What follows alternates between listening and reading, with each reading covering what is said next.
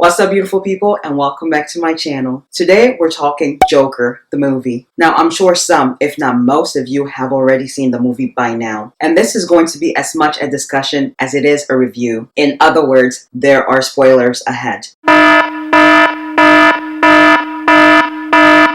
So if you're anal about that sort of thing, you may want to click off this video now because I will spoil it for you. Now this is my very first official movie review. Now if you're new to my channel, I've been doing little 2-minute movie reviews that I add on at the end of my videos, but none of them, in my opinion, are as in-depth as this one is going to be. Now before I dive into the review or discussion, you should know that I don't read comic books. Get the fuck out of here! So my only point of reference for this Joker movie was Dark Knight with Heath Ledger that came out back in 2008. Now I only went to go see that movie because the friends I went to the movies with that day wanted to go see that. Also, I've done my best not to watch anyone else's review about this movie Joker because I wanted to form my own opinions about this movie. Also, this isn't typically the sort of movie I would go see. I am very selective about movies based on comic books that I go see, but I'm trying to be more open. All of that being said, let's begin the review. I'll start with appearances. Now, whoever did the casting for this movie, I'm assuming wanted the Joker, played by Joaquin Phoenix, to look as close to Dark Knight's Joker as possible. And he does. But the comparison ends there. Performance, not so much. I don't think anybody can match Heath Ledger's performance as a Joker. He was so good at being mental, it was scary. And that was the first Batman movie I remember seeing. Joaquin's character is the odd one out. He gets beat up a lot, works as a clown, and lives with his mother, played by Frances Conroy from American Horror Story. She plays the old maid, whom all the men see as a young temptress. All of these less than favorable things happening to Joker, whose name is Arthur, is supposed to make the audience empathize with him. You're supposed to feel sorry for him, but I didn't really. I was having real trouble connecting with the character from the very first scene where he gets beat up, or should I say kicked around by those kids. Also, I do not think they did a good job casting Joker's supposed father, Thomas, I believe his name was. Dude looked about the same age as Joker. Watching this movie, I could not help but compare it to It, the movie, and how clowns, which are supposed to be harmless and bring joy to kids, are now used as a magnet for evil and chaos. And what was up with the slow dancing? I was thoroughly confused by that part. I also found it interesting how they used his love interest as the thing that propelled him to kill all those people who had done him wrong. His co-worker who had gotten him fired, the 3 men who taunted him on the train, his mother who was actually not his biological mother as he found out later, that talk show host Murray Franklin who dedicated an entire segment of his show to making fun of Joker and then brought him on the show to make fun of his mental illness some more, which by the way was the only solid part of that movie in my opinion. And by solid, I mean Joaquin's performance there was as close to Heath Ledger's Joker as he could get. So how would I rate this movie?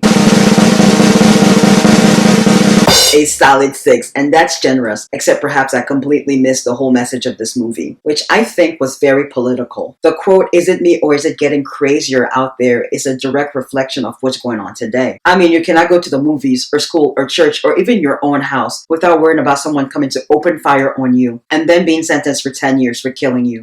Now, I have a rule of thumb. No matter how bad I think a movie is, I can never just give it a 0 or 1 out of 10. Now, I'm not going to claim to know what goes into making a movie, but I can only imagine the time and effort spent. Scripting, casting, post-production, etc. Those alone, in my opinion, deserve a freebie 5 out of 10. The rest of the points to be awarded based on acting and soundtrack. And speaking of soundtracks, the lyrics of the song used at the end of the movie,